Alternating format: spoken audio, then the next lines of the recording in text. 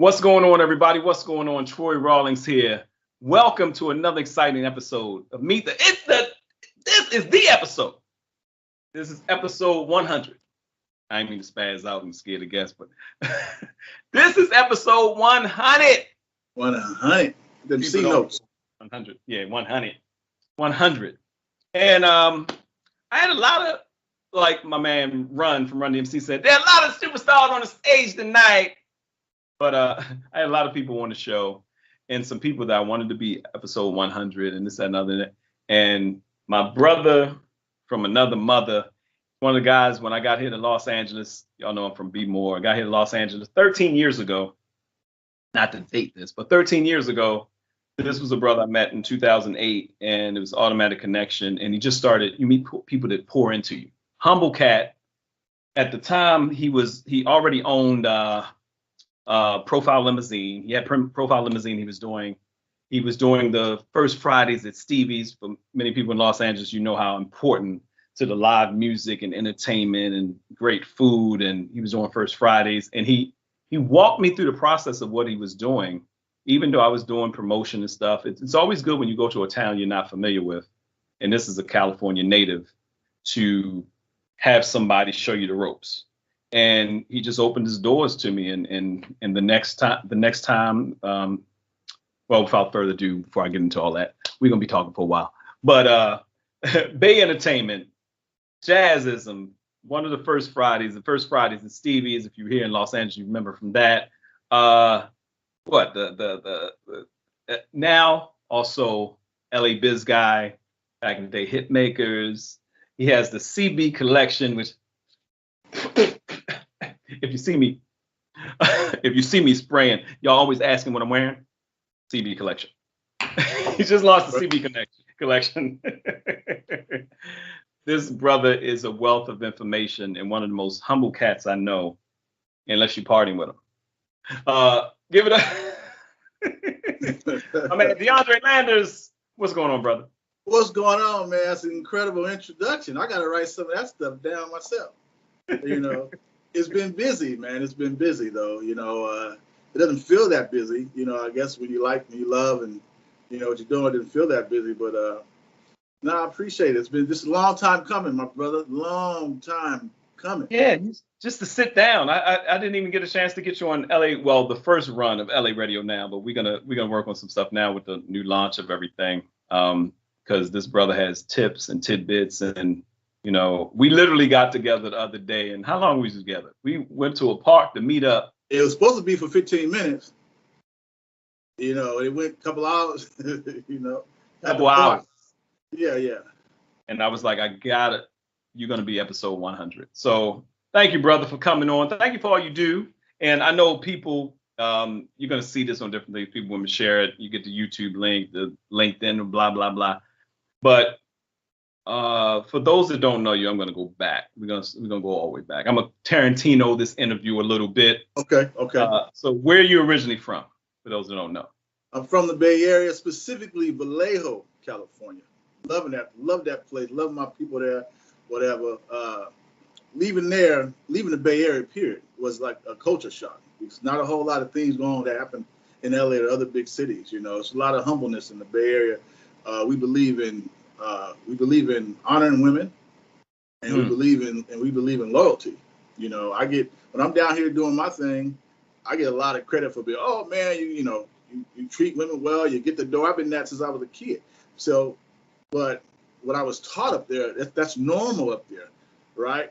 You know, people put on the pedestal here, like this is normal. So I feel like, you know, they make it sound like the man out here, but up there in the Bay, man, we get taught a lot about humility up there, man. You know what I'm saying? And so, but yeah, so that's where my roots come from, and then loving entertainment, loving business, you know, and so, but don't get me wrong, I came here in 94, you know, and I was 24 years old at the time, you know, so don't get me wrong, LA has been good to me, you know, as far as, you know, just experiencing different people from different parts of the world. You know, I have a lot of people that I've met that have left LA, right? And they say, oh, it's crazy down there. I said, it's about the circle you put yourself in. You know, LA's been good to me. I've been surrounded with some great people, man. Just like you mentioned earlier, you say, you know, how we came together, whatever. I got hundreds of people. I got hundreds of people that have welcomed me with open arms and showed me the ropes, you know, and about LA. You know, when you go to a big city, there are always ropes to learn. When you go to any big city, it's just done differently, right? You got to know the city. It's not about, no matter what skill you have to learn where to apply them. Right.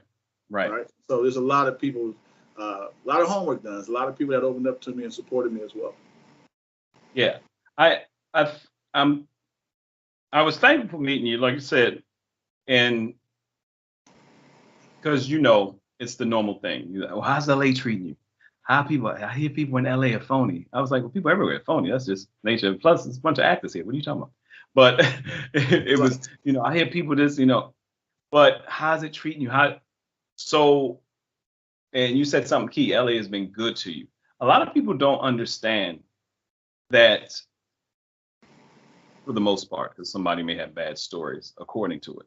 But any place you go to is usually what you make it. Yeah. I like the fact that you said it's normal. It's second nature for you to be the gentleman you are. Yeah, you take it to the next level. Because we was talking about that. I was taking some tips. I can be Mr. Relationship Guy when I'm doing my taboo talk. But I was like, yeah, I need to do more. Say it again. 2 bottles per woman.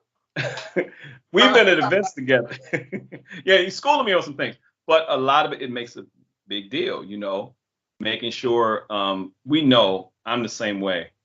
The women in my life who helped me with just life and business and walking, they're golden. My sisters, you know, they're amazing. And let's jump there for a little. I'm gonna jump there for a little bit.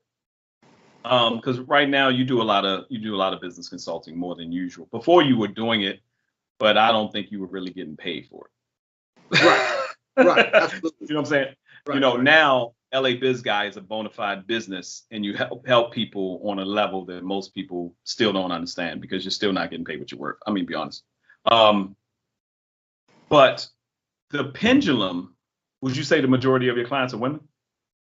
Yeah, I would say 95.5% of my clients are women. Right. And that's a big deal because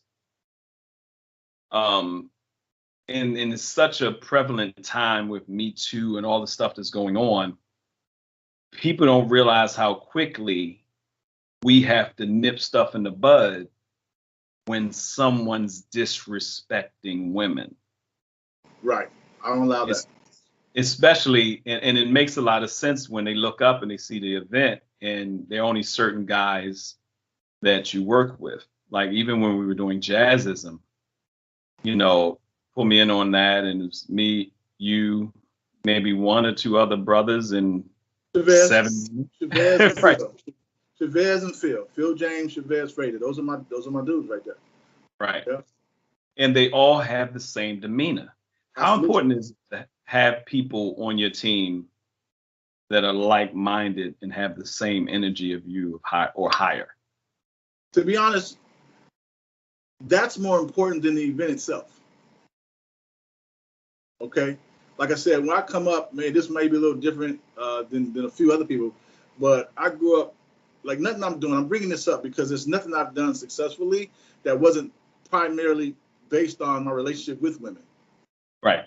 It didn't happen the way it happened if I didn't have the relationship I have with the women around me. Right? So I came up, single mom. My god sisters were raised by a single mom. My other god sisters were raised by a single mom. Maybe 70, 80% of any young ladies in my life growing up raised by a single mom. And I was the youngest of most of them, -1, right? But I was still treated, I was a young man, right? And so what I tell people is that everything that has come good to me has come by way of a woman. If it's good information, a hookup on the job, someone putting me in my place, checking me, looking out for me, you know what I'm saying? When I couldn't look out for myself, just like, hey, they thought about you. They had my back when I didn't know I needed my back had, right? You know what I'm saying? And so for my sisters who I had my worst fights with in life, they were my biggest competition. I was a fighter when I was young, but my sisters were the ones that had to fight. But they also was the ones, right, that made sure I almost didn't have to fight outside of them, right? They were respected as well. They were fighters as well. But the point is that part is not important. The point is that the people that was around me had my back to no end. And they shielded me from a lot of things that could have took me in another direction. You understand what I'm saying? And the fact is that my two oldest, I have two sisters, they're older than me. They're 2 and 4 years older than me, right? And so we weren't too far away from each other. So we actually did grow up together. It wasn't 5-6 years between us. So we actually grew up. You know, my younger sister, who was about 18 months older than me, right? Like we went through elementary, junior high, and high school together just 1 year apart. Right. You understand what I'm saying? So it developed a relationship. Right. So the relationship right there. You know, and like I said, and because we were the closest, we fought the most, right? But there were times when my sister got old enough to get a job, right? And when I didn't have a job, like we could fight in the morning, talk crazy to each other. Now, I'm not just junior high and high school, right? So we could fight. But if she and her friends are walking by, her and her girlfriends are walking by me, we pass each other in the hallway, she would say, "Are you straight?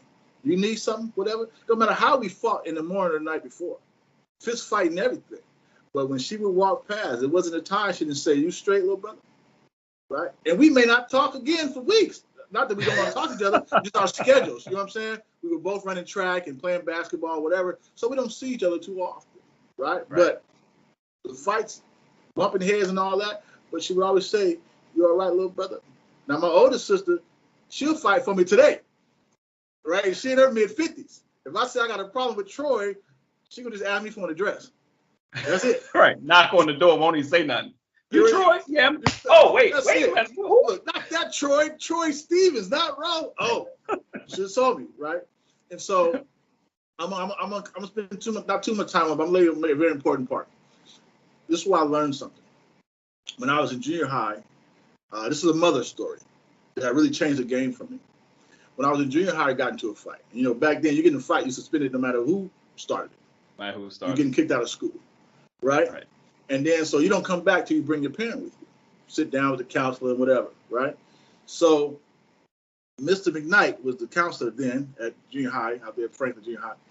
And they use that, when you're a kid, the adults, they use psychology on you. Say, I was honest. They say, "Hey, so why are you fighting this guy?" "I hate that dude." That's why, right? I was always that guy, right? I'm gonna tell you, I was a fighter, right? So why you hate that guy? So this is when we having a little meeting with my mom and the counselor, right? Why you hate? I hate him. That's why.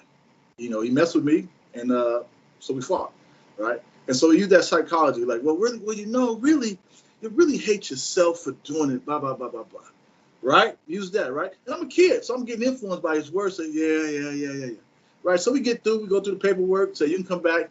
Thanks, Miss Landers, for coming by. So you can come back to school tomorrow.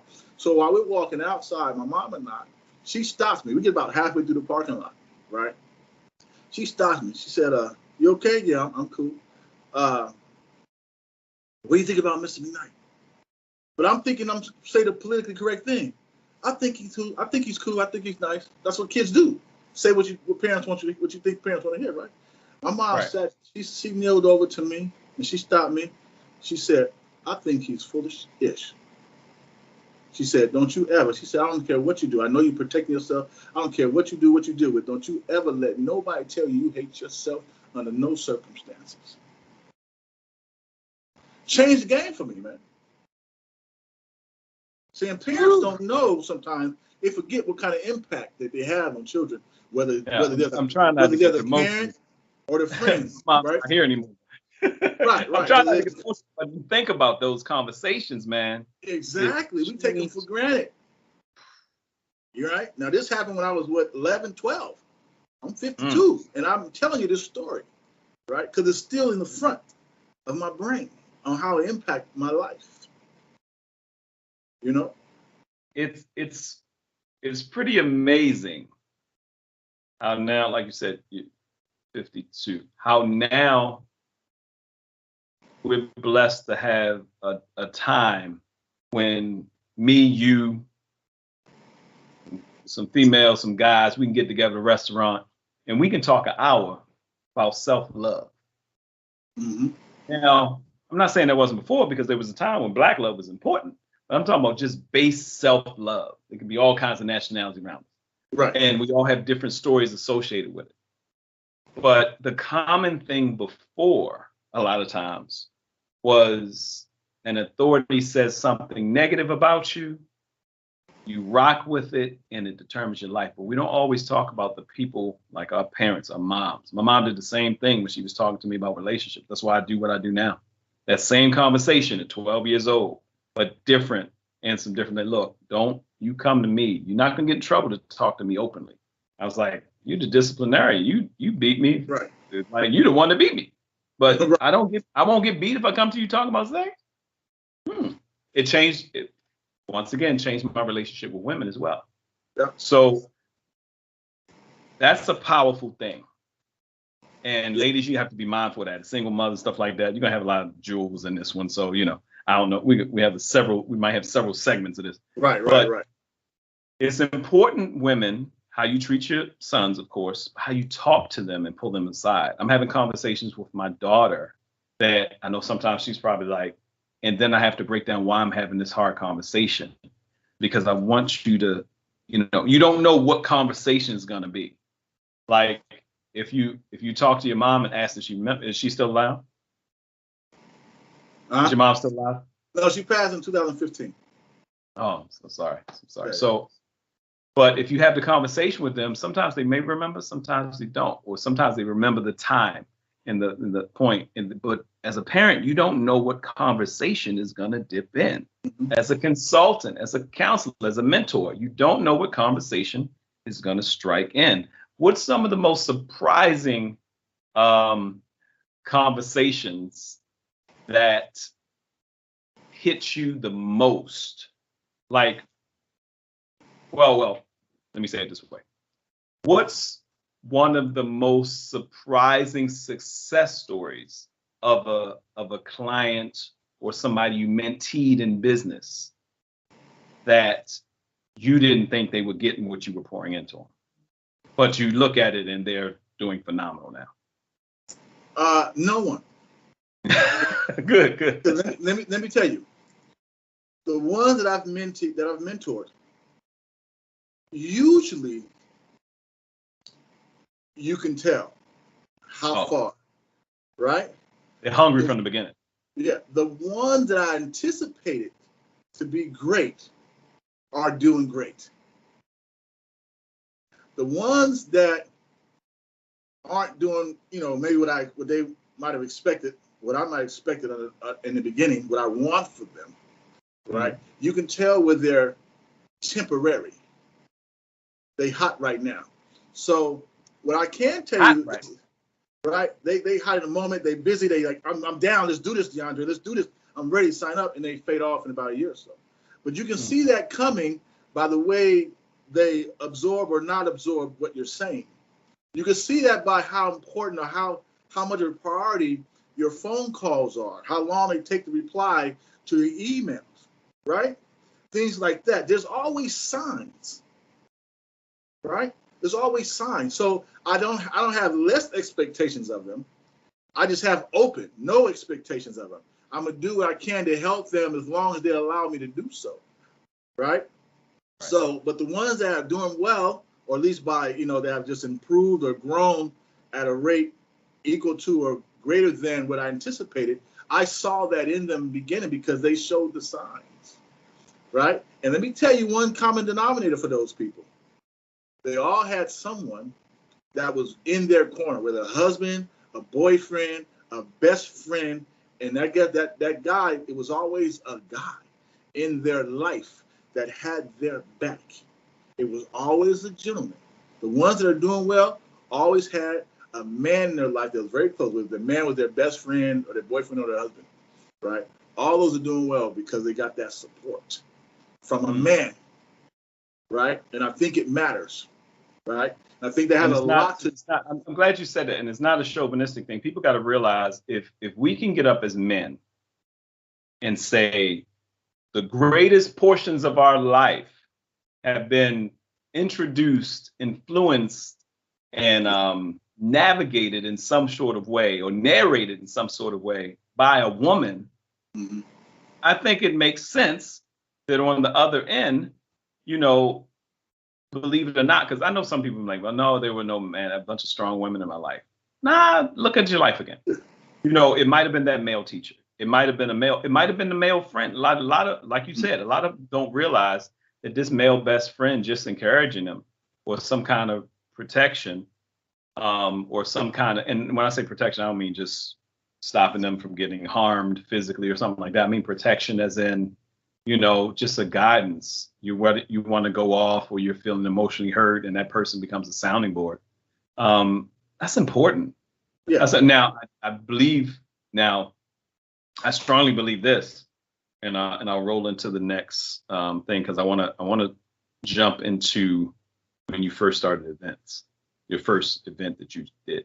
I do believe that it's necessary for a man to have strong men around him to pour into him, and for women to have strong women around them to pour into them. How important has that been for you finding a brotherhood, especially when you came down here to LA?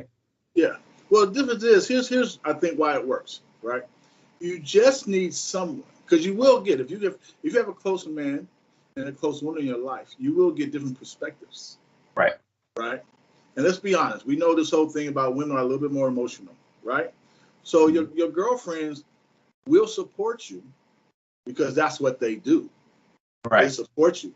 But it's that girlfriend that would check you and call you the B word, and y'all laugh about it. Like, right. No, you don't need to go that route. You need that one in your life, right? Right. If you don't have that, usually the women who don't have a lot of women that are close to them, they have men that are close to them. Right. They have one or the other, right? Right. And so my point is this: though all my clients and mentees are women, all the people that mentor me are men, right? And here's the thing: I think the man's voice. You know how when you have a mother and a father in the house or whatever, some kind of leader, right? Some kind of guardian, the man's voice, because it's a man's voice, a little deeper, a little more stern. People hear it better, right? It works with children, right? I think it's the same when men are talking to women, right? It's a man's voice, it's a little more stern, and it almost commands attention, right? And you hear a little deeper, right? And so I think that has a lot to do with it. And my ultimate point is, you earlier you said, well, you know, why is it important that I have a relationship with women? I think the important part is this. Brothers out there who are in business in any way, whether you're an entrepreneur or you're in the corporate world or you just got some experience, okay? I think it is incredibly, incredibly important that we let our sisters know that they're not alone. Yes, there's brothers out there that will help you, that will support you. We don't get enough opportunities to say it and show it, because a lot of times men hang with men and women hang with women. Right. But the difference is we will. But brothers, you need to let women know that you're there for them. You can't just assume that they expect that they know that. Men and women both, and children, right? They go by what you show them, right? So if you want someone to confide in you, it's your responsibility, not for them to trust you. It's your responsibility first to let them know that they can do so. Right. And that comes from communication. And if you let women know, I'm talking to men right now, if men let women know that they can confide in you on the business aspect, whatever, then they will. Because, you know, especially if you know they trust you, if you're good friends, let them know. Because you need that other perspective. They got their girlfriends that support them, that can mentor them as well. But when you get it from another perspective of a man, because men, we have pride, right? And so we want our words to be heard, right? We want to be known for keeping it real, right? That's what we want to be known for. We keep it real, right? And so we will do that with women, right? But we have to connect the men and women entrepreneurs of the world, right? Especially those of color, right? I'm busy, I'm hustling, I'm grinding, but I got time for you, sister. If you need a quick question, you got a quick question, and I can help you, blah, blah, blah, blah. Just be a thought partner with you, help you throw some things out, get a different perspective. Brothers have to let the women know that we're here for you. You can't just expect them to know that. You have to let them know that. And see, that's the difference. And so that's what builds my circle of women, because I let them all know I'm here for you. So they support me back. And that leads to the success of anything I do. That's how it all works. And like you said, that sister who y'all bumping heads with in the morning, but you walk by in the hallway, it's like, you all right, little brother? Oh, yeah. That's my little brother, y'all. Right. And keep it. It means something when you got an older cousin or somebody in school, especially walk by. Yeah, that's my little guy. Hey, are you all right? Yeah, I'm all right. That's your sister? Yeah, that's my sister. Yeah. I had it. Everybody looking around was like, all right. It means something because 40 years later, you know what I'm saying, 45, whatever years later, it's still in the air. Let's talk about your first events that you started doing. And it could be, you can go back as far as Vallejo before you did anything in LA, wherever your first event was. When did you know you wanted to do events bringing people together? Okay. So it did start in Vallejo. That's what let me know, an experience in Vallejo let me know that I have influence. Mm-hmm. That's my first thing. So what would happen is, this is when my son was shortly after he was born. My son was about 1 year old, not 1 year old, about 1 year old, right? I grew up in South Vallejo the first half of my life, and then the second half, at least before 24, right? And then North Vallejo. So Vallejo was small, and the high school and junior high school was determined by almost what side of the freeway you was on. Just one major freeway that goes through. You got some on the outskirts, you got one major freeway. So you could go to school, elementary and junior high school. Like, you can go to elementary school with some people that you don't go to junior high school with. Yeah. And then when you get in high school, you can be back in school with the same people you went to in elementary school, in elementary, right, that you didn't see in junior high, right? Right. And so, in addition to that, I grew up on South Vallejo, then I moved to North Vallejo as I got older, right? In my upper teens, right? So now I'm developing a group of friends from two different sides of the town, of a small town, right? So now I know everybody from everywhere. Right. And so then at one point I was going to one high school, dating some girl in the other high school. It was only two public high schools at the time. Right. I played basketball, she played basketball. So there's that popularity, you play sports, whatever. So I got to know, supporting my girlfriend, I'm going to her games at the other high school, right? And so by default, I got to know a lot of people, right? And so there's a time where the summertime would come, and some friends and I, we decided, one day I decided, let's just play let's organize some softball games, right? And that started out. So Vallejo, like any urban city, it has its areas. People have their little sections that they represent, parts of town they represent. Not necessarily hate. There's some small beats, but nothing major, right? Because there is a small town. You get to know people. You can almost date your cousin, if you wanted to in that town. People grew up there, right? And so I almost did one time, to be honest with you. So, and so I started throwing, me and one other friend, softball games. And what happened is we would go every Sunday. So softball games? Softball games. We picked the park. Now, me being, you'll know this by whatever, but, me being who I am, I'm trying to accommodate everybody, right? So when I picked the park, it also had a place for a kids play. But it was kind of new at the time, right? Now you go to the park, there's always a play area, right? Back then, that wasn't necessarily the case 30 years ago. Especially for baseball parks, yeah. Right. So I picked a park where not only you can play softball, right, but you got a place for the people who want to just come watch. So you could bring your whole family there. If you weren't playing, you can go play with the kids at the playground, right? So what happened was, when I put the word out, I'm getting people from all over town, right? All over town. People who maybe you don't see around each other, right? Mm-hmm. And so this was happening on a consistent basis. It went for years. Every summer we knew this was happening, right? And then at the end of the softball game, people go back to their areas and go play dominoes and spades and unos at three different homes, 3 or 4 different homes. Everybody went back to their clique. But that was the one time everybody would come together, right? And it got to the point it became so popular. At the park, there was like red curbs, parking curbs, red, don't park here, it's in the red, whatever.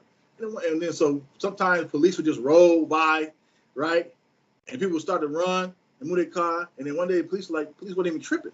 So it got to the point where the police would roll up, see we didn't have no problem, we're not bothering the homes in the neighborhood, whatever. So it got to the point where police would stop, look at the game, watch the game for a minute, and go about their business. And at one point, no one worried about their car or getting a ticket for being parked in the red, because the police would just let us just do our thing. It's about 50, 60 people out there just having a good time. And so this went on for a long time, right? And how old were you when you started that? Oh man, let's see. So I came to LA when I was 24. So my son was 1. My son is now 30. Matter of fact, he'll be 31 in about a week and a half, as a matter of fact. Oh So, wow. so how old I was? 20 years old. 30 20, years old, 21, right. yeah, about 20 years old because I had my son when I was 21. Right. So about 20 years old when I was doing it. So, and that was a couple of years we did it. So, started probably about 19, 20, 21 years old. I was doing this. So were it mostly young people or mixed, young and old, because his family's coming? I would say varied. It would vary from about maybe from 19. I was one of the youngest. I was amongst the youngest. So I would say up to about 24, 25. Okay. Up to that point. You know what I'm saying? Things like that. And then a few speckled here and there, in either Was this direction. every Sunday, once a month? Oh, this was every Sunday. During the summertime, this was every Sunday. Yeah. So people would bring their grill sometime, they bring their food, whatever, and just make a day of it. Right? Get about 2 or 3 games in. Women always played. Now the women were athletes too now. They could play some ball. Right? That was one thing. So it wasn't about back then, you wasn't, if you had a girl, if you had 2 women on your team, you were not at a disadvantage. Right? These girls could play some ball. Right? So it was competitive. So it was fun. Talk crazy, drink, whatever. Some people would argue, whatever, but it was all love. Right? And so, yeah, so that's when I first learned that, me and my partner, Poop, we started putting this thing together on a regular basis, and it was just all love. Like I said, it was cats from different sets coming together, right? And so, like I said, by the time I got here, I guess I still had that bug. What brought the bug back, here, me in L.A., is that, it's a certain way we party in L.A., in the Bay Area, a certain ways. There's not a whole lot of hang-ups, right? Right. So, meaning they go all in. Yeah, go all in. Exactly. It's a party. Yeah, and my little management skills came from my first job was bagging groceries. I became what was called the head bagger. Like there was no such thing of a head bagger, right? Next thing you know, I'm 18, 19 years old, and I'm managing like 16 people, writing schedules down and all that kind of stuff. So that's where my management skills first came from. I didn't know that at the time, right? Right. And so I get to LA and I go out to a few spots. I'm young, 24, 25. And I'm seeing the way some of these club promoters do their thing. I'm like, you ever get that feeling where you say, this is cool, but I wouldn't do it like this, right? That happened one too many times, and I said, I'm just gonna, if I want what I want, I'm gonna do one myself, right? And that's what made me say, I think I want to do my thing. And then that's shortly after that. That's when I ended up. I had a 9-to-5 to get a 9-to-5 when I moved to a new part of town. Said, let me get something till I reestablish myself, right? Then I got fired. I got fired about a week after moving to a more expensive apartment, right? And on another part of town, I'm like, wow, okay, right? How you do it? But it happened right before my birthday. So my previous staff that I just had, I got fired from, they brought a birthday cake to my house. Like, we miss you already. It's been a couple of weeks, whatever. They brought a birthday, so they showed me love. The people that actually work for me showed me love, right? So I didn't leave because of no situation like that. That's when I ran across Stevie's, right? I just happened to move blocks from there, right? And so I'm popping up. I'm like, let me get to know my good neighbor. I ain't got no job. So let me run around and, get to know my neighborhood a little bit, right? I ran across Stevie's, just walking in the neighborhood, whatever, walked in there daytime. And Stevie's was open for lunch and cute girl behind the bar, right?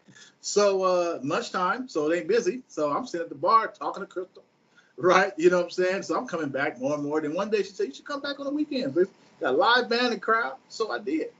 And then long story short, I became a regular. Stephen Jr. was managing at the time, whatever. He and I became cool.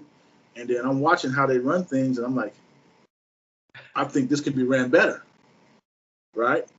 And I can't help that. You can call it arrogance or whatever. But I said, I think this could be ran better.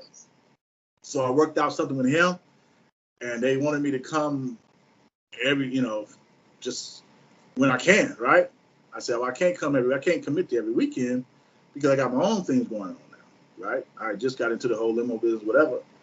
Right. And then Stevie said, well, we would love to have you whenever you can make it, and we'll compensate you for it, right?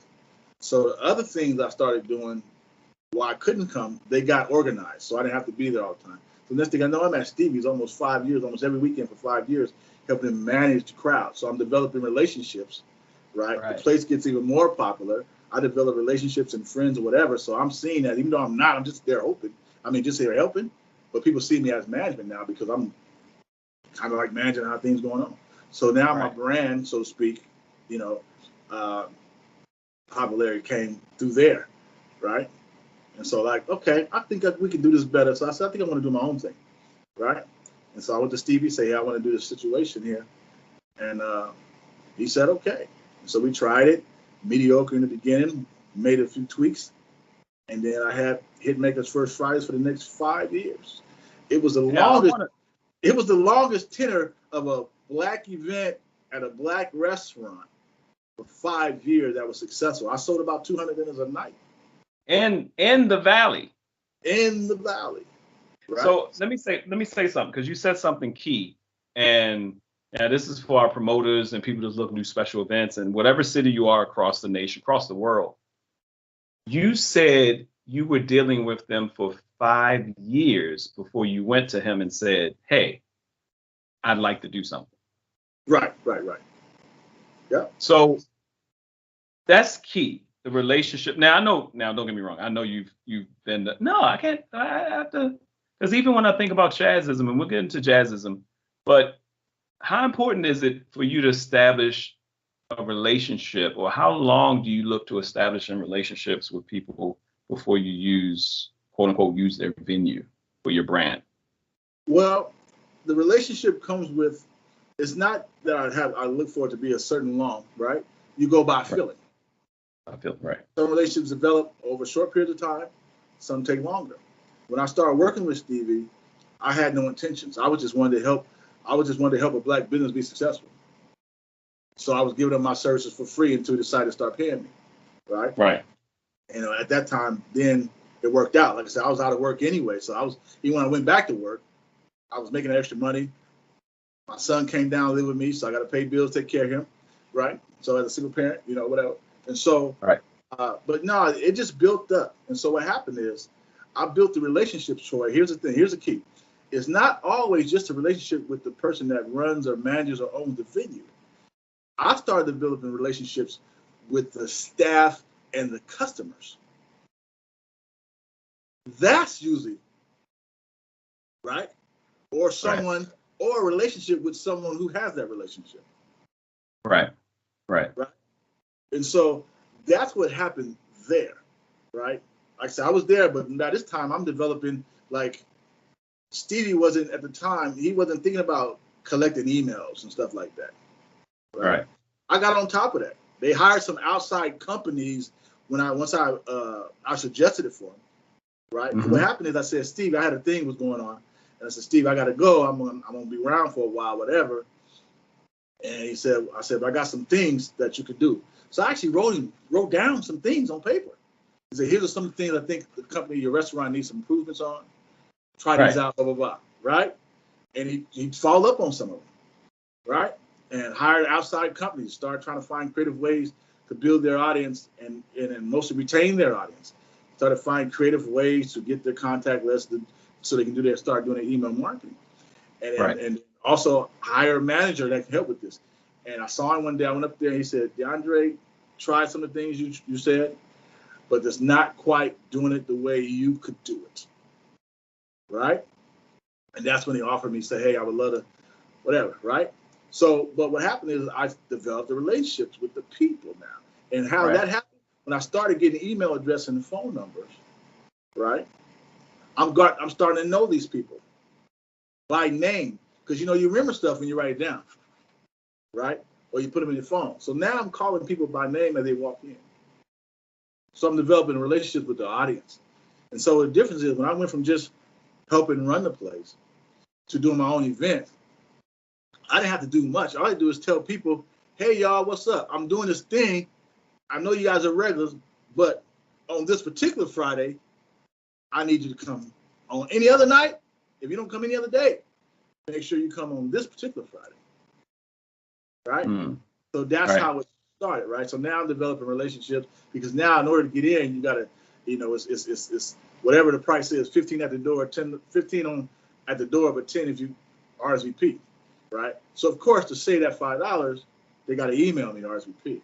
right? Right. And so I'm getting to know these people by name, because in order to get their name, I gotta look at you. Hey, my name is Shonda, and so I'm getting to know them as they come in and check their name off on a list.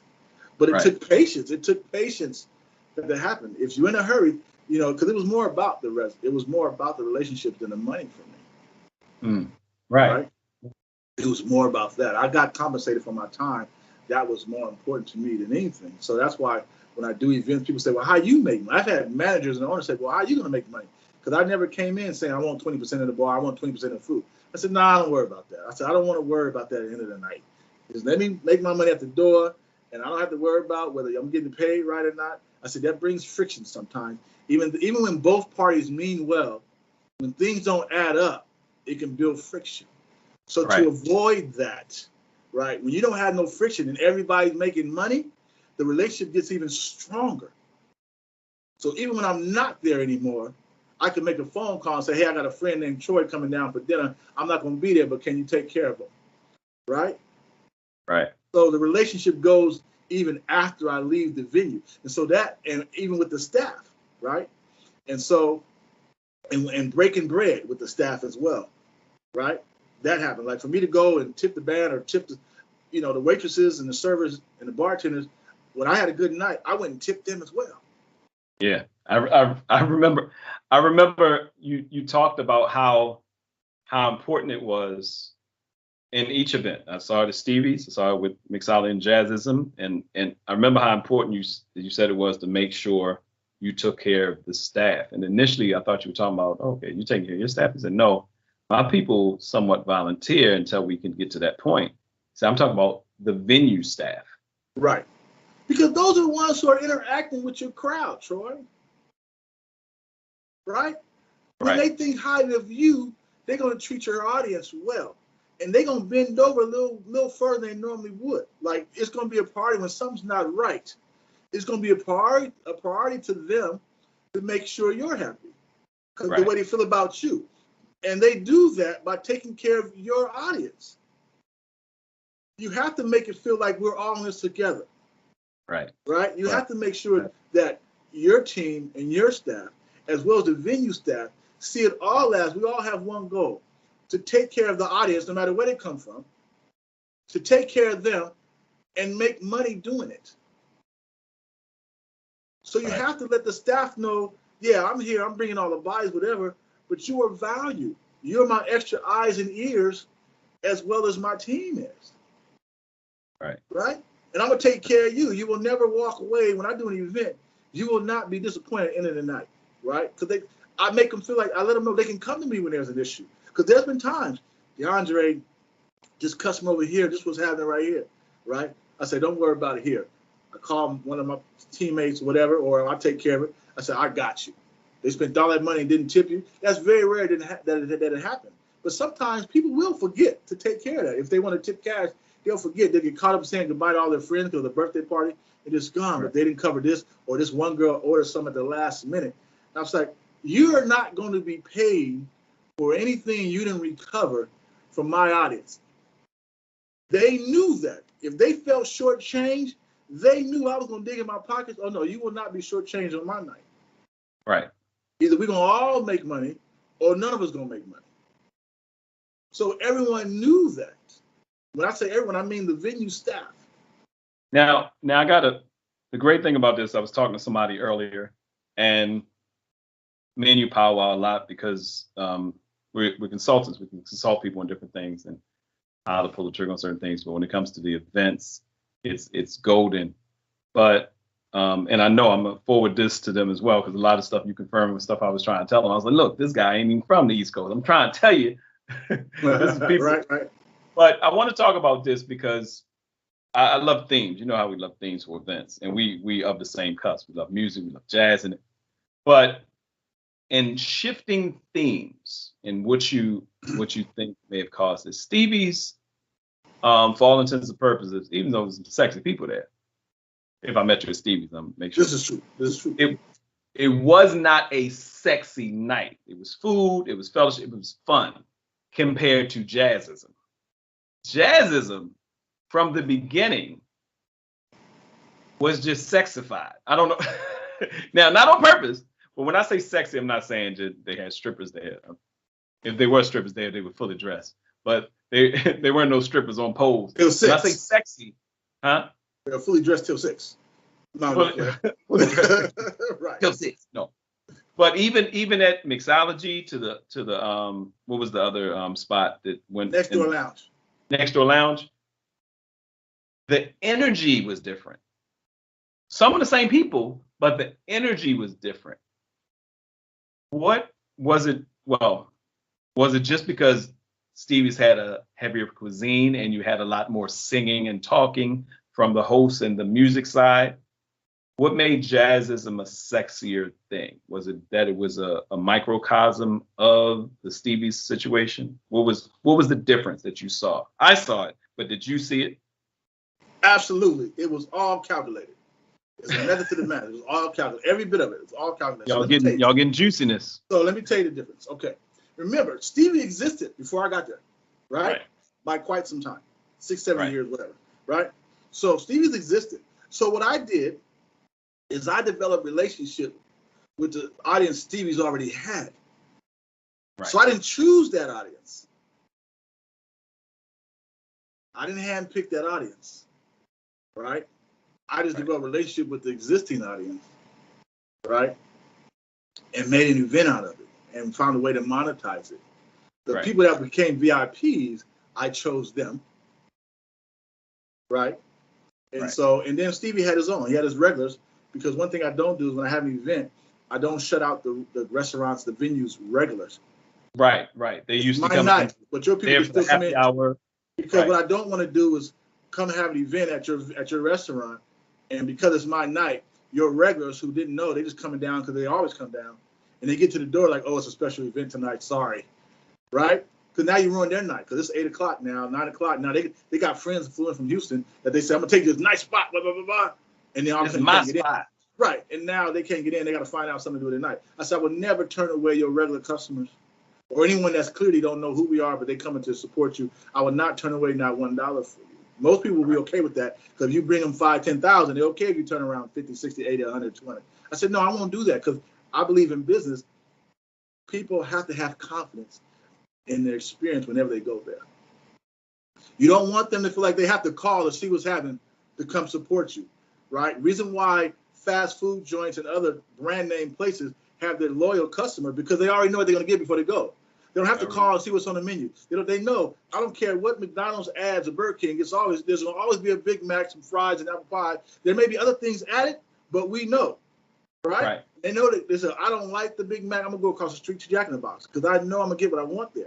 So in restaurants, it's the same thing. When you get your loyalties, you may change some things, but your staple items are gonna be there, and the things that's built around them. Everybody has their favorite dish that they come back for, and they let their friends choose other stuff. But you got to have confidence that you're gonna be who you are every time I go there. And if you're open till 10, I'm expect you to be open till 10 all the time, unless you say otherwise. But that otherwise have to be all the time as well. So the consistency is how I built that audience with Stevie's. Okay, so when Stevie's dissolved, when I had to leave and couldn't come back, I was busy. Right, when I went to Jazzism, when we went to mixology, right, I went there. And now I get to handpick my audience. It's brand new. I picked a sexy venue because Stevie's was nice, right? The venue was nice and decent, but it wasn't sexy, right? The audience was good looking. And they had, the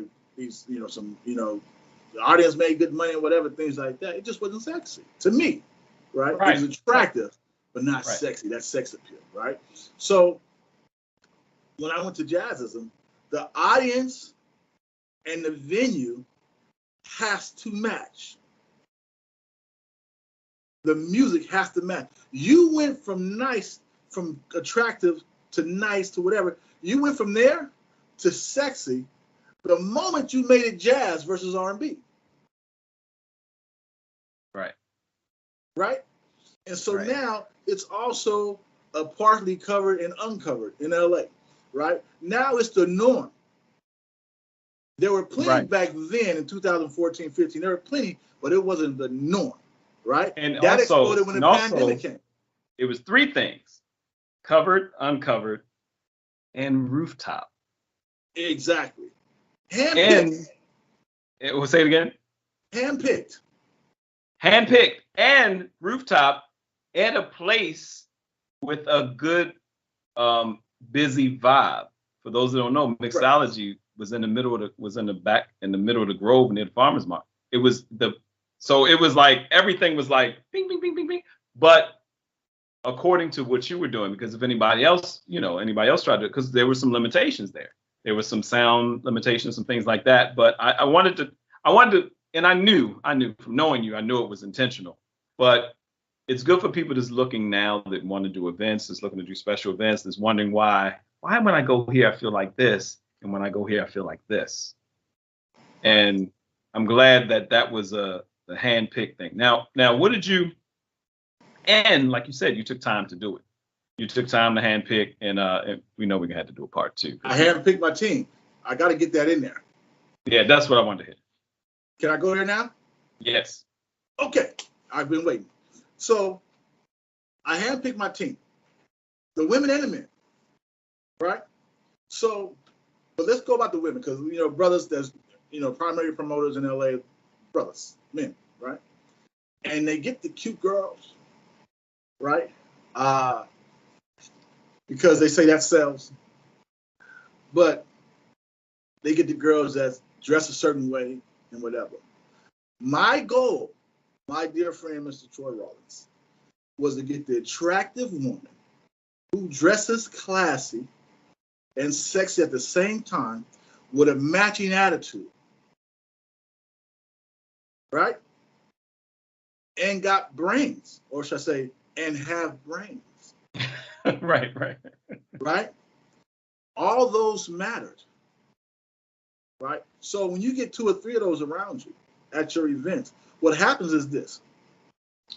When the brothers come, they say, man, and I've got this maybe several hundred times, man, you got some of the baddest, I'm going to just say it like brother said, man, you got some of the baddest chicks always at your spot, the ones that work for you, but yet they're approachable. They cool. They're not stuck up. He's smiling. They attentive. You need anything else? Yeah, exactly. They got sense of humor. They'll flirt back with you innocently. They hella cool, dude. I'm coming back and I'm bringing my boys, right? That's important. But at the same time, the classy part is this. They didn't walk around like they know the baddest chicks, right? One, for 2 reasons, okay, that I think, right? 2 reasons. One, they just humble people. Right. 2, because I handpicked the audience, they weren't always the only baddest chicks in the house. Right? So bad chicks get humbled by other bad chicks. They get comfortable. The badness was just hitting everybody all up the same. Yeah, but I'm gonna tell you. Yeah, brothers don't talk about brothers like that. People hate to hear this. See, but I'm gonna keep it real. People hate to hear what I'm about to say, but I'm gonna keep it real with you. All right? 100. You hang with people who are like you. Now, we say a lot of times, you are the company you keep, right? But we say it when it's convenient for us. But let me tell you something. There's no discrimination in my end, right? However, when you see cute girls hang out, when they're not with you, they usually hang around with cute girls. Thin girls hang around with thin girls, thick girls hang out with thick girls, and so on. Sharp-dressed brothers hang around with sharp-dressed brothers, right? And so you're going to get the way your promoters and your staff look. That's who's going to come to your venue, because that's who they hang with. You go someplace where a lot of people smoke, they draw other smokers.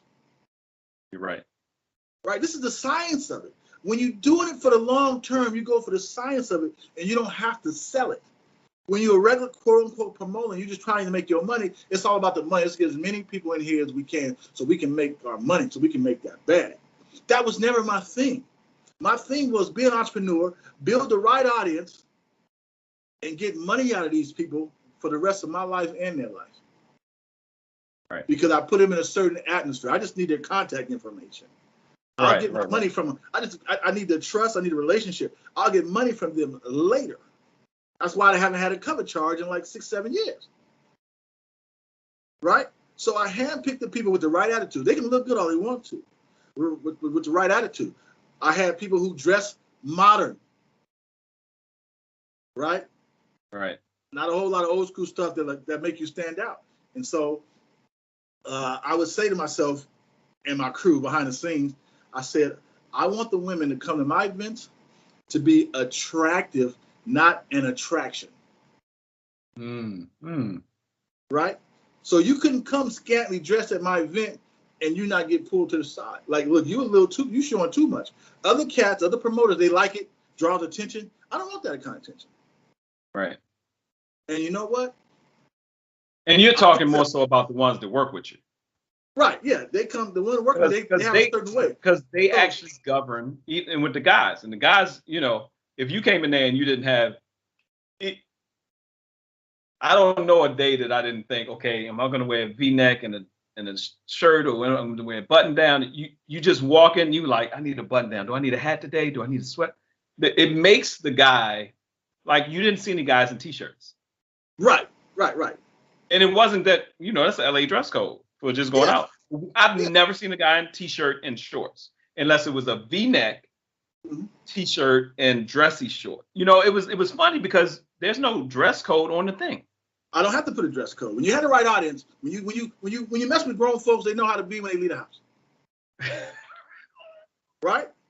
You ain't never have to tell me how to dress. You say, hey, D, come to my party, come to my event. You know how I'm coming. Yep. Right? It's simple as that. It's, you know. And when you have your events, you don't have to say that. Right? And so that's it. But here's the thing. The host, meaning me, you, and our team, we present ourselves a certain way, not just on event night, but every day. Right. You know, no matter if DeAndre shows up, that's me. I don't care where it is. You know how DeAndre's going to show up. This is his style. This is his flavor. This is his brand. Right? Even if I come in a sweatsuit, you see me in a sweatsuit last week. It's going to be a nice looking, put together. Not to say top, bottom, match. Right? Exactly. It's just put together. But this is my brand like every day. And it's on purpose. It was on purpose before. Now it's habit. Right? Habit, right. But you draw the people that you are. As simple as that. Right? If you're doing about the money, then you try to get the money. I'm looking for the personnel. I'm looking for the audience, right? Because this is why, when you have that, that means if someone goes and references our event or any business that I do, when they go online and see the people I hang out with or at my events, this is why I can get in venues that they say, I didn't believe, when I did the mixology, they said they let black people do an event in the Grove. I heard that all the time. Right? I heard it all the time. But the owner of the venue knew me and he knew how I got down. That's how I got in there. Right? Same thing with when I went to the Next Door Lounge. I needed help to get in that venue. They didn't know me, but someone they knew me, and I had to call him and say, "Hey, man, talk to these people because they give me a hard time. They don't know me. They don't know me from can of paint." Right. And when I gave them what I wanted, when I gave them how I wanted to get down, they said, "Well, how do you make money?" I said, "Don't worry about that." So I was like, "No, I don't want none of your money. I'm not going to do a cover charge." They said, "Well, how you make money?" So what they thought is I was stupid. Like, this dude don't know what he's doing. Right? That's how you look at it. I said, okay. I called my dude, Phil. I said, Phil, you just had an event there. I need you to come down and make this happen. See, that's what entrepreneurs got to know how to do as well. Use your relationship and your resources to get what you want sometimes. So I said, okay, Phil, I need you to sit down. Phil came. We made an appointment with Phil. Me, Phil, and the owner. We sat down. Probably the deal was done. The deal that had taken me maybe almost a month. Going back and forth, talking to different people, getting fake names. You know how venues, the managers get fake names sometimes. We don't know it's them. Whatever. No. I called Phil. They made an appointment. Me, Phil, and the owner sat down, made a date. We see about 2 days. Okay. We sat down. Let me tell you, the deal was done in about 11 minutes because of the relationship Phil had. Right. So, okay, you roll with Phil, you must be straight. Right. And they had just done business with Phil maybe with a month or two before. Right. Because that's how I found the place. I went to Phil's event and said, oh, this is nice. Right. And then Phil said, hey, it might be nice. You might want to do something here. So I'm knocking on, I'm trying to get in there, and then boom, boom. Right. But it took Phil to come to Jazzism through who's had a relationship with my partner, Chavez, right, to come up here and say, man, this is nice, whatever, right? Phil later had a party at that venue, right? So Phil wanted to do a party at that venue. Since I have a relationship with the venue, I say, hey, look, one of my friends want to do a thing there. He want to just buy out the place or whatever. They said, okay, cool. They didn't even ask no questions. Right. About how many people? About 80 to 100. Okay, cool. Got it done. Not because of my not because of my mouthpiece, the gift of gab, because of the reputation of me and my circle that I handcrafted. And when I brought on my partner, Chavez, who I thought we met through a mutual friend, and you know, as long as you know, I did everything by myself, right? Chavez was the first person I ever called partner. When you have a cat that has the same, that rolls like you roll, as far as, and mind you, his audience was just as, at the same level, I thought, which was someone told me would be, right? But then also his respect that he got from men and women that I thought was like me, if not better. Like, shout out to the Chicago Cats Extra Mile Sauce. That's right. Exactly, right? So if you of that circle, and you got me and Chavez and their friends and our team, right? We knew who was going to show up. Right. And so our brand is where it is now. And you know, and the thing about it is that I stand on my own and Chavez stands on his own. And so Chavez is now friends of my audience, and I'm now friends with a lot of his people, right? And so now it makes, no matter what we do, if you see a photo, it's going to look nice. So whenever we refer somebody to that, they say, okay. And I get some of my clients that way. They say, okay, I see what he about, you know, whatever, you know. And so here's the thing. This is how the personal level gets to the cross of the business level. Two things. If I'm going to do, this is as a guy, if I'm going to do business with you, or if I'm going to call you my friend, there's one requisite that's over all of them. I have to know that you respect women the same way I do. If we're going to do business together, or if I'm going to call you my friend, not someone I know, like my dude, right? That means there's not an amount of alcohol in LA County that's going to get you so drunk where you disrespect one of my lady friends. Even if they was giving it to you for free through an IV.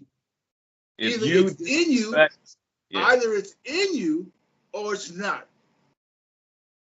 Right? I don't care how drunk or high you get, you're not going to accidentally disrespect any of these ladies because it's who you are.